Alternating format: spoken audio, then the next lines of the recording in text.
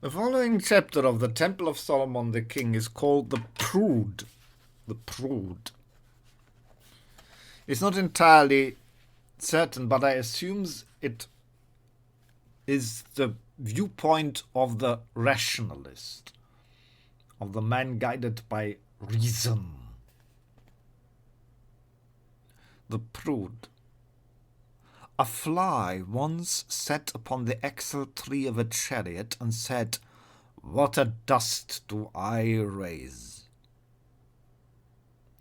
Now a swarm of flies is come, the false plague of Egypt is upon us, and the land is corrupted by the reason of the stench. The mighty ones are dead, the giants are no more, the sons of God come not in unto the daughters of man, and the world is desolate, and greatness and renown are gone. Today the blue flies of decay sit buzzing on the slow-rolling wheel of fortune, intoxicated on the dust of the dead, and sucking putrefaction from the sinews of the fallen, and the rottenness from the charnel house of might. O reason! Thou hast become as a vulture feasting of the corpse of a king as it floats down the dark waters of Acheron. Nay, not so grand a sight, but as an old wizened woman, scaldy and sagging breast, who in the solitude of her latrina cuddles and licks the oleograph of a naked youth. O Adonis, rest in the arms of Aphrodite. Seek not the hell-foul daughter of Ceres, who has grown hideous in the lewd embrace of the serpent god, betrayer of the knowledge of good and evil. Behold the bulging belly and her shriveled breasts, full of scale and scab, bald, rotten, abominable. Her tears no longer blossom into the anemones of spring, for their purity has left them, and they are become as the bilge which poureth forth from the stern of a ship full of hogs. O Eros, fly, speed! Await not the wakening oil to scorch thy cheek, lest thou discover that thy darling has grown hideous and wanton, and that in the palace of a fair maiden their slime is huge slug fed on the cabbage stalks of decay. O Theas, O Pantheos, O Atheist, triple god of the brotherhood of warriors, Evohi, I adore thee.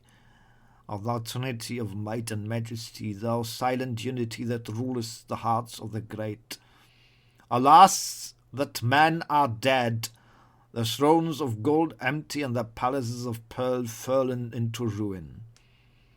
Grandeur and glory have departed, so that now in the Elysian fields the sheep of woolly understanding nibble the green termite tops of reason, and the stubble in the reaped cornfields of knowledge.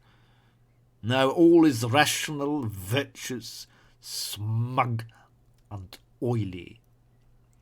Those who wrestled with the suns and the moons, trapped the stars of heaven, who sought God on the summits of the mountains and drove Satan into the bowels of the earth, have swum back in the black waters of Styx, and are now in the halls of Asgard and the groves of Olympus amongst the jewels of Havilah and the soft-limbed Ares of the paradise. They have left us, and in their stead have come the carrion kites, who have usurped the white thrones of their understanding and the golden palaces of their wisdom. Let us hie back to the cradle of art and the swaddling bands of knowledge, and watch the shepherds among the lonely hills where the myrtle grows and the bluebells ring out the innocence of spring, learning from their flocks the mysteries of life. A wolf springs from the thicket, and a lamb lies sweltering in its blot, and an oaken cudgel raised, and Hermes has dashed out the brains from betwixt those green glittering eyes. There now at his feet lie the dead and the dying, And man wonders at the writhing of the entrails and the bubbling of the blood. See now he gathers in his flock, and drives them to a dark cavern in the sloping side of the mountain, and when the moon is up, he departs, speeding to his sister the sorceress to seek of her balsams, and herbs her which to stanch his wound and to soothe the burning scratches of the wolf's claw. There under the stars while the bats circle around the moon, and the toad hops through the thicket, and the frogs splash in the mere, he whispers to her, how green were the eyes of the wild wolf, how sharp were his claws, how white his teeth, and then how the entrails wiggled on the ground and the pink brains bubbled out of blood.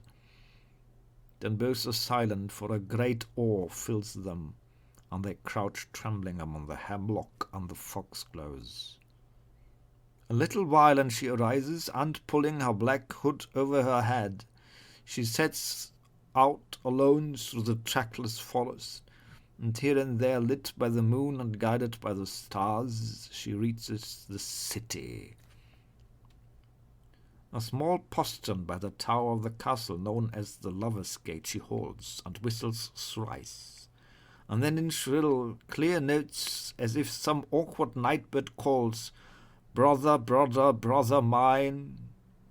Soon a chain clanks against the oaken door, and the bolt rumbles back in its staple, and before her, in his red shirt and his leathern hose, stands her brother, the hangman. And there under the stars she whispers to him, and for a moment he trembles, looking for deep into her eyes, and then he turns and leaves her. Presently there is a creaking of chains overhead. An owl awakened from the gibbet above, and where it had been blinking perched on the shoulder of a corpse flies shrieking into the night. Soon he returns, his footsteps resounding heavily along the stone passage, and in his arms he is carrying the dead body of a young man. He, my little sister. He pants, and for a moment he props his heavy load up against the door of the postern.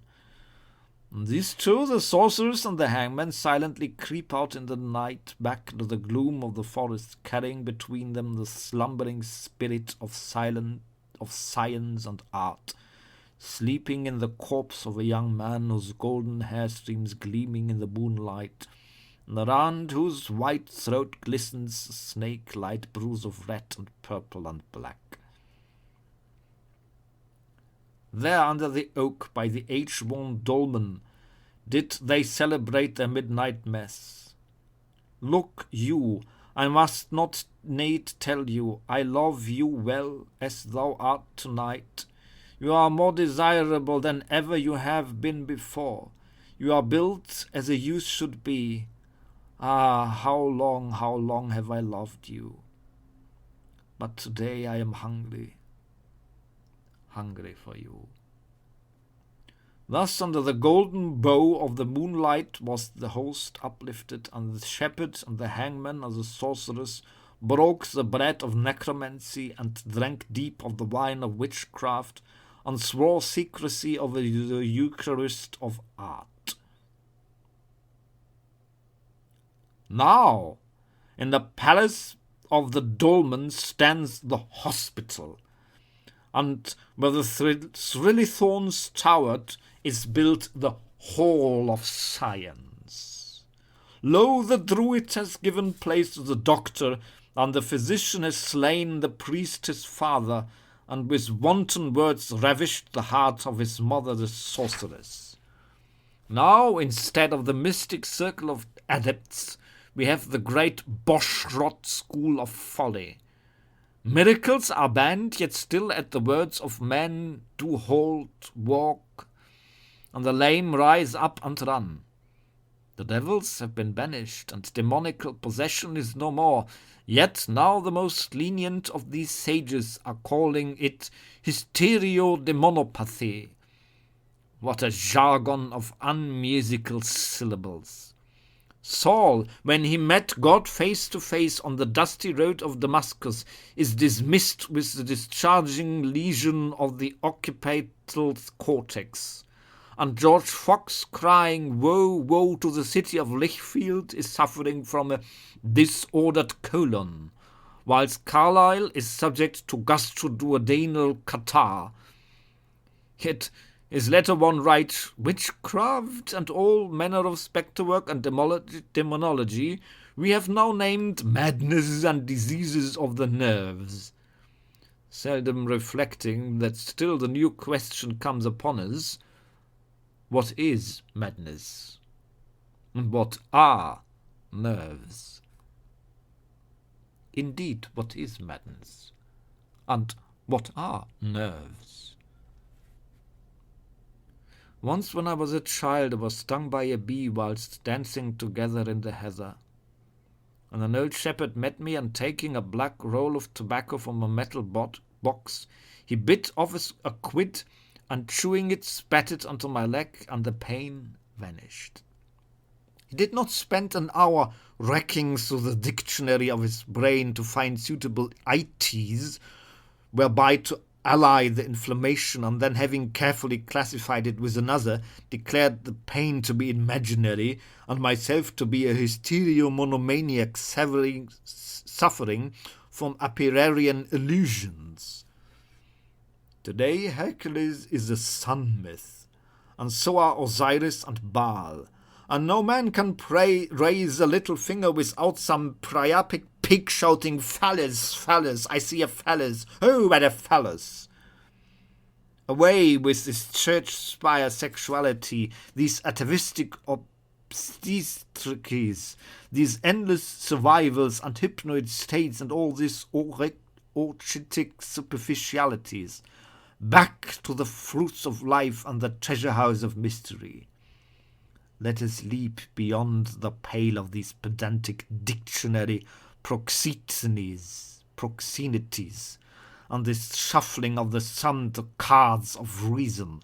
Let us cease gnawing at this philosophic ham-bone, and abandon the thistles of rationalism and the tame asses of six-cold penny, and have done with all this pseudo-science, this logic chopping, this levelling loquacity of loons, louts, lubbers, and lunatics. O thou rationalistic Boreas, how thou belchest the sheep with the flatulence of windy words!